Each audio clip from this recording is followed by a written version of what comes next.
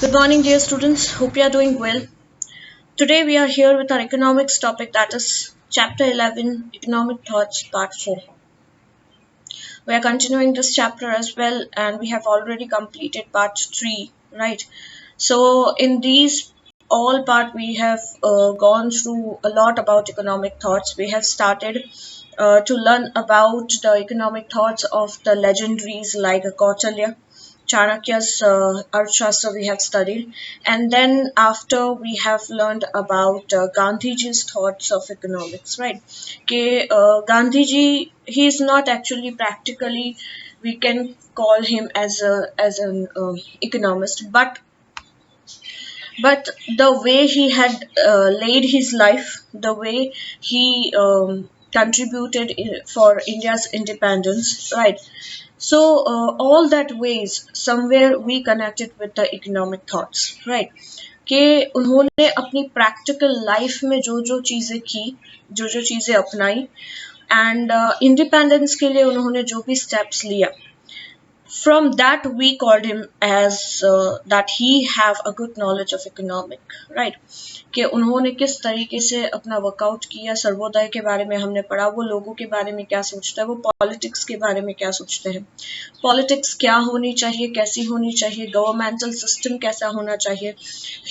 We have seen that he believed that India should have a federal system, or we can say a decentralization system, yani it should be divided into numbers. It should not be there like the power lies in the hands of few people or the individual associations or so on. So we will continue with Gandhiji's economic thoughts in this part as well. So let's start it.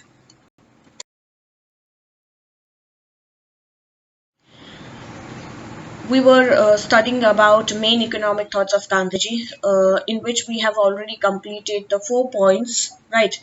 And doctrine of trusteeship के बारे में हमने already आगे भी points पढ़ लिए in last part 3 में हमने बहुत सारे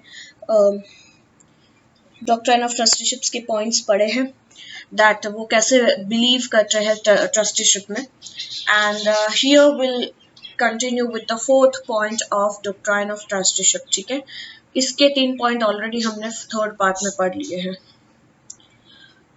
आई होप कि आपको सबको डॉक्ट्राइन का मतलब पता हो. नहीं पता तो let me tell you. Doctrine is a codification of beliefs, right, और अ बॉडी ऑफ टीचिंग्स और इंस्ट्रक्शंस. ठीक है, यानी किसी चीज को इंस्ट्रक्ट करना या किसी में बिलीव करते हो तो we call it as doctrine. So Gandhi ji believes in trusteeship, so it is called as doctrine of trusteeship. Importance of interest of the whole society. So trusteeship के थ्रू वो ये बताना चाहते हैं कि हमेशा पूरी सोसाइटी का इंटरेस्ट ही इम्पोर्टेंस होना चाहिए, not individual. Okay, Gandhi ji believed in working for the greater good. It was better that a large number of people are benefited instead of few individuals.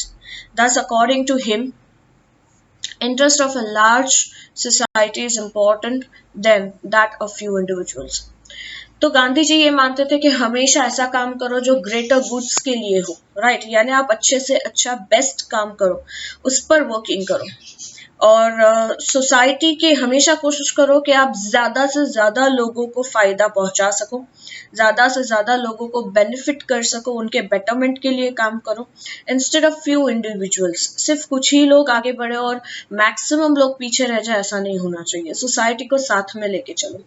तो उनके हिसाब से interest of the large society हमेशा important होनी चाहिए then few individuals. जैसे हमने last part में पढ़ा था, गांधी जी बिलीव्स इन के एक्सेसिव यूज ऑफ या वाइडली यूज ऑफ मशीन्स नहीं होना चाहिए. क्यों? बिकॉज वो फ्यू इंडिविजुअल्स को ही फायदा करते हैं and rest becomes poor. Okay, so ये भी वहीं कहीं एडजस्ट हो रहा है. Next comes compensation to the trustees. अब Gandhiji believed that the state should have a provision to compensate the trustees for their service. Gandhi ji ये मानते हैं कि जो ट्रस्टीज अपनी सर्विसेज दे रहे हैं वॉलंटरीली, यहाँ कोई आपको जबरदस्ती यहाँ बिठाया नहीं जाता कि भाई आप सोसाइटी के या सोशल वर्क करो या सेवा करो, आप अपनी मर्जी से ये करते हो। तो फिर गांधी जी का मानना है कि स्टेट को भी एक ऐसा प्रोविजन बनाना चाहे जहां ट्रस्टीज इतना काम कर रहे हैं तो उन्हें उनके काम में हेल्प आउट करो, उन्हें कंपनसेट करो उनकी सर्विसेज के लिए। Next comes opposition to nationalisation. Nationalisation को अपोज करने का बोल रहे हैं, ये क्या है? See, Gandhiji opposed the idea of nationalizations of resources for production and the abolition of private property rights for bringing out economic equality.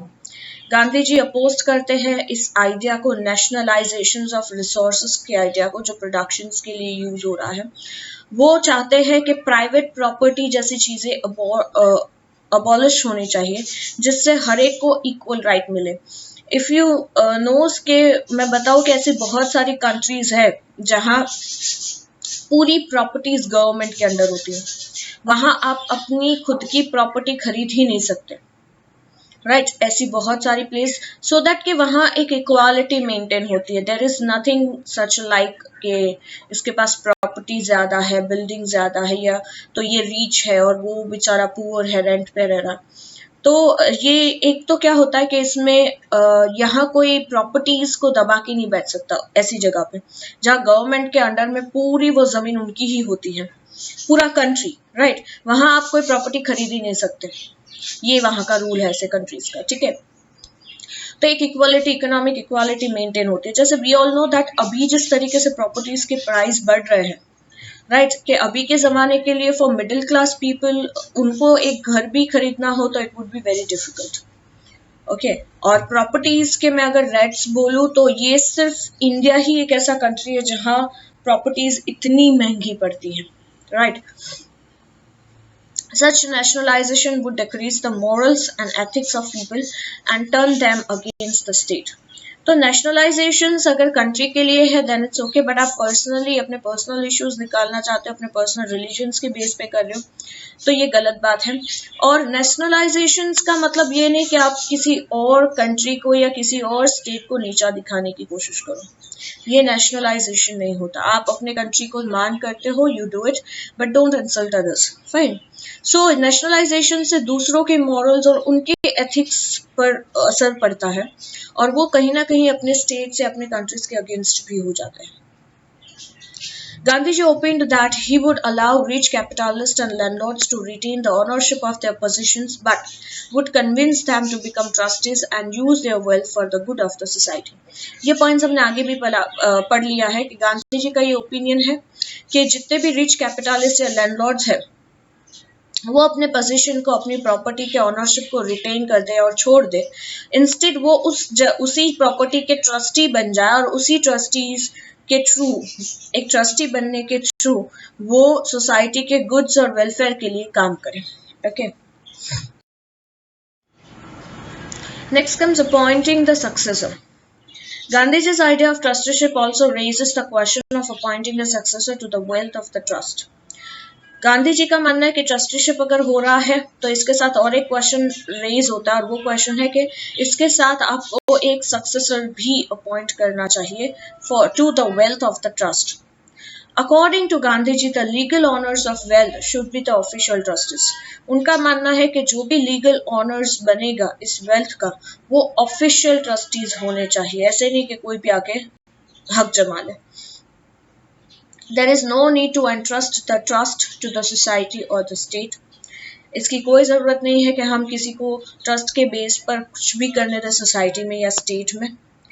The actual owner should act as a representative. उसका जो actual मालिक है, जो trustee है, उसे as an representative of the society act करना चाहिए। Thus, in a way, the society will own the resource. और उस हिसाब से सोसाइटी को वो रिसोर्सफुल रहेगा। However, the present trustee can name the successor who will be the trustee after his or her demise. ये एक hereditary system हम नहीं कहेंगे, but it is all decided कि present trustee ये बता देगा कि भाई अगर मुझे कुछ कल को हो जाता है, whatever, या मुझे कभी बीच में रिजाइन करना पड़ा, तो क्योंकि वो उसका ऑनरशिप था और अब वो खुद ट्रस्टी बन के बैठा है, सो ही विल डिसाइड कि इसके बाद उसका ट्रस्टी कौन रहेगा, उसका सक्सेसर कौन रहेगा. And the new trustee will also be a representative of the assets and not an owner. और वो नया ट्रस्टी भी एज एन एसेट की तरह ही काम करेगा, वो उस जगह का ऑनर नहीं है, राइट उसे भी एक ट्रस्टी की तरह ही काम करना है, उसे संभालने वाले जैसे ही काम करना है. उसे ये फील नहीं होना चाहिए कि अब ये प्रॉपर्टी मेरी है, मैं इसका मालिक हूँ. ठीक है. The state or society can't seize the property of the trust. Trust की कभी भी कोई स्टेट या सोसाइटी को प्रॉपर्टी सीज नहीं करनी चाहिए. The successor should be appointed through a legal procedure. और सक्सेसर भी अपॉइंट करना चाहिए जो लीगल प्रोसीजर के थ्रू ही आए. अगर वो कुछ गलत करता है तो लीगल प्रोसीजर के थ्रू उसे निकाला भी जा सकता हो.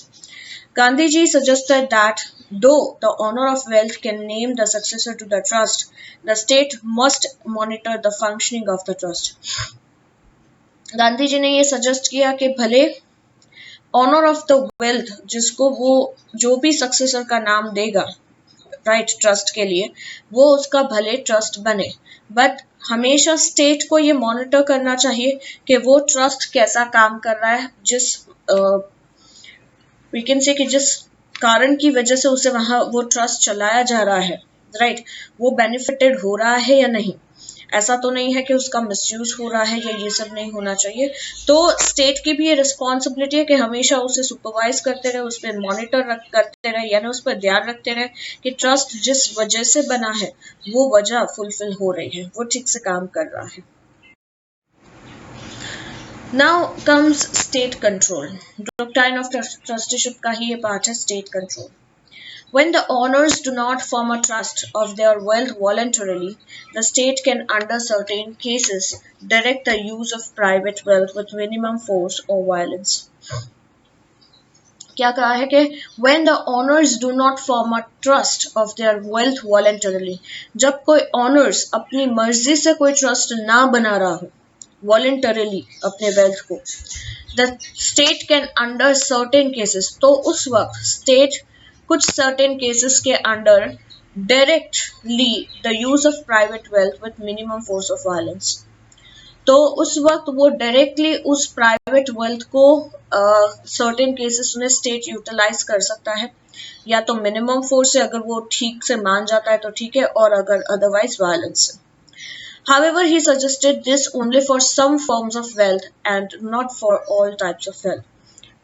गांधी जी ने वायलेंस की बात यहाँ की क्योंकि उन्होंने सजेस्ट किया कि कुछ ही ऐसे फॉर्म ऑफ वेल्थ हो जहां जरूरत पड़े तो मिनिमम फोर्स यूज करो, अगर नहीं चलता तो वायलेंस के बल पे, बट अगर कोई जबरदस्ती किसी की प्रॉपर्टी को हथिया रहा है तो वहां जो करना चाहिए वो करो.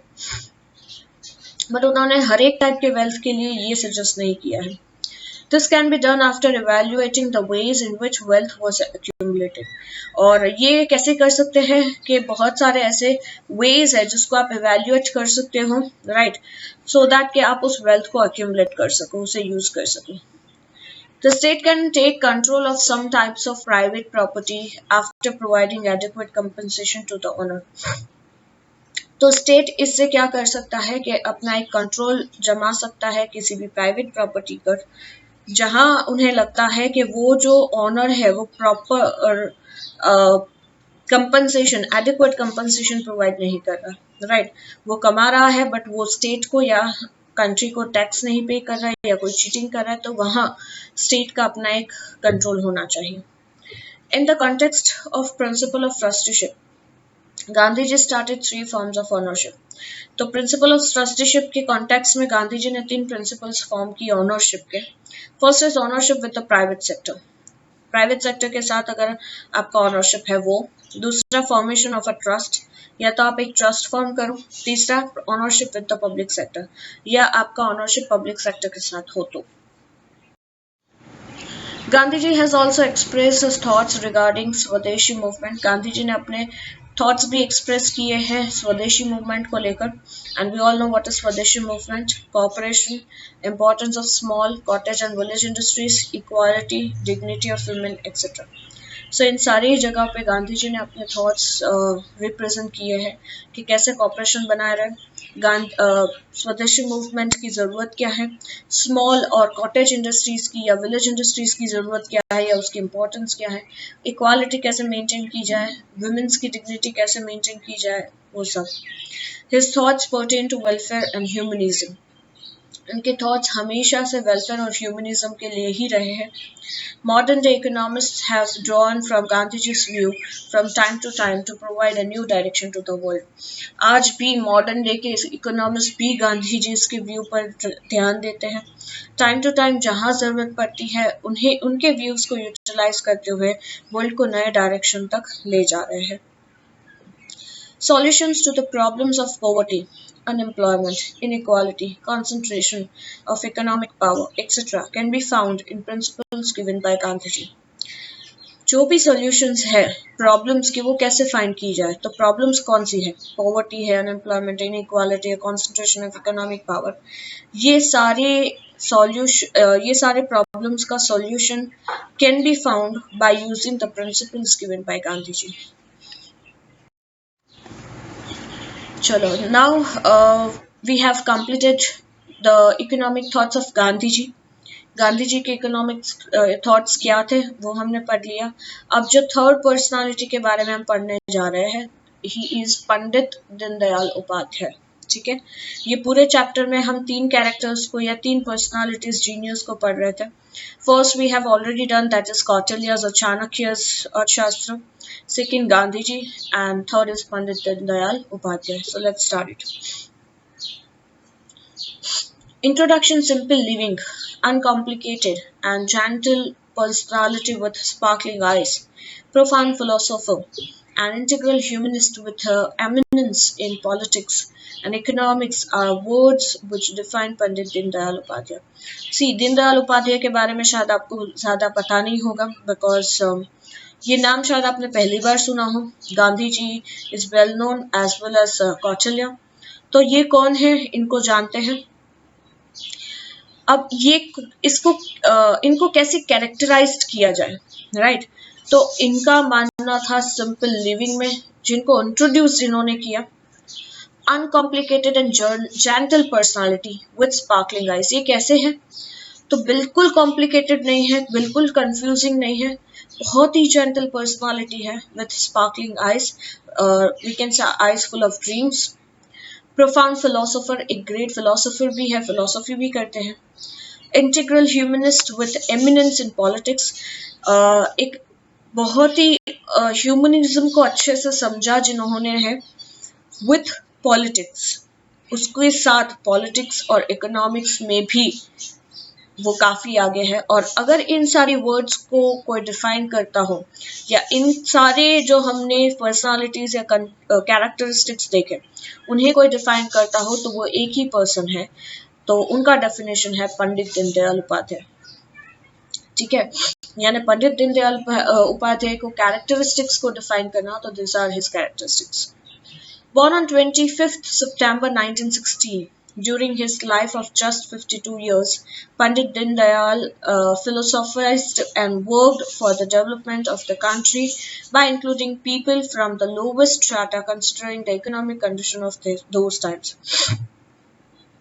ये बॉर्न हुए 25 सितंबर 1916 में, सिर्फ 52 ईयर्स के ही थे। तब से वो फिलोसोफाइज और डेवलपमेंट के लिए काम कर रहे थे कंट्रीज के, और कंट्री के लोगों के लिए जो बहुत ही लोवेस्ट स्ट्राटा में कंसिडर होते हैं, यानी बहुत ही लोवेस्ट पॉवर्टी लाइन में है, या बहुत ही ऐसे लोग हैं जिन्होंने कभी कुछ देखा नहीं, उनकी इकोनॉमिक कंडीशंस को उस वक्त बेटर करने के लिए वो काम कर रहे थे। He presented his ideas on philosophy, economics, sociology and literature. उन्होंने अपने आइडियाज प्रेजेंट किए फिलोसफी, इकोनॉमिक्स, सोशियोलॉजी और लिटरेचर के through. He earned a name for himself working in the areas of social organization, journalism and politics. उन्होंने अपना खुद का नाम कमाया, खुद की पहचान बनाई ऐसे एरियाज में काम करते हुए, जैसे उन्होंने सोशल ऑर्गेनाइजेशंस बनाए, जर्नलिज्म भी उन्होंने किया और पॉलिटिक्स में भी अपना नाम बनाया। Some of his work are राष्ट्र जीवन की समस्याएं, devaluation, a great fall, political diary, राष्ट्र चिंतन, इंटीग्रल ह्यूमनिज्म, राष्ट्र जीवन की दिशा, भारतीय अर्थनीति, विकास की दिशा, अखंड भारत अखंड भारत क्यों, his view on politics, economics and society are found in his works. ये मैंने अभी जितने भी नाम पढ़े, ये ऐसे नाम है या वी कैन से कि ये उनका वर्क था जिन पर उन्होंने वर्क किया है। जैसे राष्ट्र जीवन की समस्या है तो उनका इस पर पूरा एक वर्क चला। तो ऐसे बहुत सारे काम उन्होंने फेमस काम किए हैं जिससे वो सोसाइटी में इतनी अपनी एक पहचान, अपनी एक जगह बना सके। Main economic thoughts of Pandit Deendayal Upadhyay. अब इनके इकोनॉमिक थॉट्स को जानते हैं। पहला था the search for the third option. क्यों third option? Directly third option की सर्च क्यों कर रहे हैं? तो देखते हैं ये क्या कहना चाहते हैं अपने ओपिनियन से। The two practical systems of achieving economic goals which the world knew were capitalism and socialism. यहाँ उन्होंने कहा कि the search for the third option, यानी हमें सर्च करना है तीसरे ऑप्शन की, यानी दो ऑप्शंस ऑलरेडी हमारे पास है वो जानते हैं। तो उन्होंने कहा कि दो प्रैक्टिकल सिस्टम जो है इकोनॉमिक के गोल्स को अचीव करने की, ये तो पूरा वर्ल्ड जानता है, और वो दो प्रैक्टिकल सिस्टम है, एक है कैपिटलिज्म, दूसरा है सोशलिज्म। बट अगर कैपिटलिज्म और सोशलिज्म भी सक्सेसफुल वर्क नहीं कर पा रहे इकोनॉमिक ग्रोथ के लिए या इकोनॉमिक गोल्स के लिए, तो हमें सर्च करना पड़ेगा थर्ड ऑप्शन। तो इसीलिए वो कह रहे हैं the search for the third option. Pandit Deendayal presented a third option. तो पंडित दीनदयाल ने प्रेजेंट किया थर्ड ऑप्शन, और वो थर्ड ऑप्शन क्या है? Let's see. He expressed that though there is an advancement in methods of production and use of machinery has increased and the world has abundant resources, human beings face many complexities and problems created due to the blind race for prosperity. उन्होंने ये express किया कि भले ये world बहुत आगे बढ़ रहा है, इतना आगे बढ़ गया है कि वो एडवांसमेंट कर रहा है प्रोडक्शंस के मेथड्स में, बहुत आगे डेवलपमेंट कर रहा है, नए नए मेथड्स ला रहा है प्रोडक्शन के लिए, वो मशीन्स को ज्यादा से ज्यादा यूटिलाइज कर रहा है। और ये भी सच है कि वर्ल्ड के पास आज अबंडेंट रिसोर्स है, right. Human beings face many complexities. आज वर्ल्ड बहुत कॉम्प्लेक्स हो गया है, बहुत कॉम्प्लेक्सिटीज बढ़ गई है, और इसके साथ कहीं ना कहीं प्रॉब्लम्स भी क्रिएट हुई है, क्योंकि ब्लाइंड रेज ऑफ प्रॉस्पेरिटी, सब लोग प्रॉस्पेरिटी के पीछे भाग रहे हैं, अंधों की तरह पीछे भाग रहे हैं, पर प्रॉस्पेरिटी क्या है ये शायद पता ही नहीं है। Nations have attained economic growth and development by adopting capitalism or socialism, but these systems have also created the problems of exploitation, inequality, economic instability, class struggle and pollution. So nations ने economic growth तो attend किया, development भी किया, ये दोनों practical systems को अपनाते हुए, जो है कैपिटलिज्म और सोशलिज्म को, इन दोनों को यूटिलाइज करते हुए, अडॉप्ट करते हुए इकोनॉमिक ग्रोथ और डेवलपमेंट तो हुआ, बट इस सिस्टम ने बहुत सारी प्रॉब्लम्स भी क्रिएट की है, जैसे exploitation, inequality, economic instability, class struggle, pollutions etcetera. India also blindly copied the Western economic system, and thus, in spite of economic planning, there are growing economic problems like low productivity in agriculture and industries, insufficient rural infrastructure, poverty, unemployment, inflation, excessive urbanization, pollution, devaluation of rupee, etc.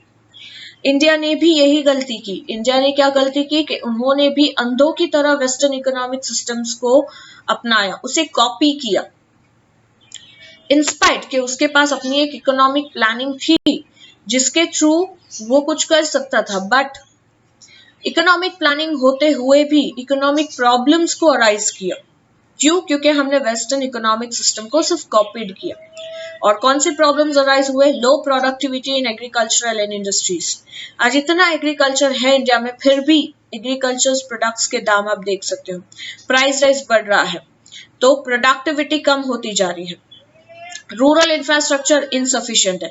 क्यों? क्योंकि urbanisation करे जा रहे हैं, cities को देखो develop हो रहा है, और वहीं रूरल एरियाज आज भी ऐसे जहां इलेक्ट्रिसिटी नहीं है, जहां बेसिक नेसेसिटीज नहीं है, बेसिक इंफ्रास्ट्रक्चरल फैसिलिटीज नहीं है, पॉवर्टी बढ़ रही है, अनएम्प्लॉयमेंट बढ़ रहा है, इन्फ्लेशन जैसी चीज आ गई है, एक्सेसिव अर्बनाइजेशन हो रहा है, जहां जरूरत नहीं वहां और बढ़ाते जा रहे हैं, डेवलप करते जा रहे हैं, जिसकी वजह से पोल्यूशन क्रिएट हुआ है और हमारा रुपी जो है वो डीवैल्यूएट हुआ है, यानी हमारी रुपी की वैल्यू कम हुई है।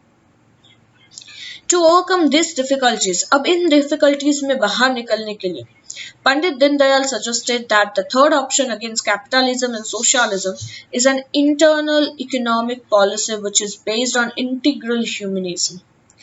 तो उन्होंने इस डिफिकल्टीज को ओवरकम करने के लिए पंडित दीनदयाल ने सजेस्ट किया कि हमें थर्ड ऑप्शन ढूंढना पड़ेगा जो कैपिटलिज्म और सोशलिज्म के अगेंस्ट होगा, यानी इन दोनों के अगेंस्ट एक थर्ड ऑप्शन आएगा जिसे कहा जाएगा इंटरनल इकोनॉमिक पॉलिसी, और इसको नाम दिया गया इंटीग्रल ह्यूमनिज्म, यानी इंटीग्रल ह्यूमनिज्म को समझना बहुत जरूरी है। अब इंटीग्रल ह्यूमनिज्म क्या है? Let's try to understand. Pandit Deendayal is the advocate of integral humanism. ये तो पता चल ही गया कि इंटीग्रल ह्यूमनिज्म की जो वर्ड है वो इनकी वजह से आया, तो उन्होंने ये एडवोकेट किया है। He advocated it for economic policies. He says that integral humanism represents the Indian culture. उन्होंने इसको एडवोकेट करते हुए इकोनॉमिक पॉलिसीज भी बनाई और उनका मानना है कि इंटीग्रल ह्यूमनिज्म इंडियन कल्चर को रिप्रेजेंट करता है। He has presented thoughts on integral economics through the idea of integral humanism. इन्होंने अपने थॉट्स भी प्रेजेंट किए इंटीग्रल इकोनॉमिक्स किसके थ्रू? इंटीग्रल ह्यूमनिज्म के through. Integral humanism means a human life in which a human being is not merely thought of only as an economic human being, but as a composite of all characteristics of human being. आज अगर हमारी industry है तो हम labour को किस नजर से देखेंगे? लेबरर्स को हम एक इकोनॉमिक ह्यूमन बीइंग की नजर से देखेंगे कि ये लेबरर्स हमारे लिए काम करेंगे और मेरी इंडस्ट्री आगे बढ़ेगी, तो मैं सिर्फ अपना फायदा देख रही हूँ, मैं सिर्फ अपना पैसा देख रही हूँ, मेरे लिए वो सिर्फ एक मशीन की तरह है, राइट? तो दीनदयाल यही समझाने की कोशिश कर रहे हैं कि ह्यूमन बीइंग सिर्फ एक ऐसा थॉट नहीं है जिसको हम इकोनॉमिक ह्यूमन बीइंग की नजर से देखते हैं, राइट? बट ये ह्यूमन बीइंग हर एक कैरेक्टरिस्टिक से बना है। It is an ideology which considered that the mutual relationship of one human being with another and with the world accounts to make human life happy and prosperous. ये उनकी एक ऐसी ideology है जो ये कंसिडर करती है कि हर एक ह्यूमन बींग्स के बीच में एक म्यूचुअल रिलेशनशिप्स होना चाहिए। जैसे आज हम अगर देखते हैं किसी के भी रिलेशंस देखेंगे तो वो फायदे के लिए है, जब तक आपका फायदा है आप उसे यूज कर रहे हो, फायदा खत्म आपका रिलेशन खत्म। तो ये एक इकोनॉमिक ह्यूमन बीइंग, आप मशीन बनते जा रहे हो, आपकी इमोशंस, आपकी फीलिंग्स सब कुछ खत्म हो रही है। तो वही आप बताने की कोशिश कर रहे हैं कि with the world accounts to make human life happy. तो ये एक कोशिश होगी, हम ह्यूमन लाइफ को हैप्पी और प्रॉस्परस कर रहे हैं। हम प्रॉस्पेरिटी के चक्कर में हम इकोनॉमिक ह्यूमन बीइंग्स मशीन्स बन के नहीं रहना चाहते हैं। We have all other characteristics as an human being, okay? Serving the ill-informed, ignorant and depraved people of the society. वो चाहते हैं कि ऐसे इल इन्फॉर्म्ड जिनको शायद कोई इंफॉर्मेशन ही नहीं है किसी चीज की, या गलत इंफॉर्मेशन है, या जिन लोगों को इग्नोरेंट किया गया है, जो डिप्रूव्ड है सोसाइटी, डिप्रूव्ड सोसाइटी से बिलोंग करते हैं, जहां जिन्हें कहीं इंक्लूड ही नहीं किया गया है, ऐसे लोगों को सर्व करना है सोसाइटी में। Making themselves self-sufficient by providing technical education and by skill formation. उन्हें भी self-sufficient बनाओ, उन्हें भी अपने पैरों पे खड़ा करो, वो भी कुछ कर सके ऐसा बनाओ। कैसे बनाओगे? उन्हें टेक्निकल एजुकेशन दो, उन्हें स्किल फॉर्मेशन दो जिससे वो भी अपना कुछ कर सके। Enabling them to increase their income and by providing them better houses. कोशिश करो कि उनकी भी इनकम इंक्रीज हो, वो भी डेवलप करें और वो भी एक प्रॉपर और बेटर हाउस अपना घर चला सके। For these, he chose some successful policies from the West which would also be suitable for the nature of Indian economy. and which would help in the overall development of the country. इसके लिए उन्होंने कुछ successful policies को choose किया from waste, जो policies या जो suitable है इंडियन इकोनॉमी के नेचर्स में सूट हो रहा है, वो ऐसी पॉलिसीज को उन्होंने अपनाया वेस्ट से और कोशिश की कि ये पॉलिसीज हेल्प आउट करेगी कंट्री को फॉर ओवरऑल डेवलपमेंट। सी अगर मैं इस हिसाब से बोलूं कि ये जो मैंने इंडियन सिनारियो बार बार बोला that in rich are getting richer, poor are getting poor, क्यों? क्योंकि जो गवर्नमेंट है या जो डेवलपमेंट है वो रिच को रिचर कैसे बनाया जाए उस पर ज्यादा काम करिए, इंस्टेड पुअर को कैसे ऊपर लाया जाए, बिलो पॉवर्टी लाइन के ऊपर कैसे लाया जाए उस पर कोई ध्यान नहीं देता। जैसे यहाँ पे उन्होंने कहा कि इल इन्फॉर्म्ड है फर्स्ट पॉइंट में, जो इग्नोरेंट है, जो डिप्रूव्ड पीपल है सोसाइटी के, उससे सर्व करना जरूरी है। अगर वो डेवलपमेंट हो करेंगे तो सही डेवलपमेंट होगा कंट्री का। बाकी रीच से रीचर हो जाएंगे तो उससे उनका ही फायदा है, कंट्री को कोई फायदा नहीं होगा। Getting? So here we are ending our lecture. Hope you understood this lecture very well and enjoyed this and understood the real meaning or real economic thoughts क्या होते हैं। किसी एक कंट्री को डेवलप करना है तो कौन सी इकोनॉमिक थॉट्स की जरूरत पड़ती है, राइट, जिससे आप ओवरऑल डेवलपमेंट करो अपनी कंट्री का। So this is what we learned in this lecture, and we'll continue about Pandit Deen Dayal Upadhyay in next part, okay, of the same lecture or same chapter. Up till bye bye, take care all of you.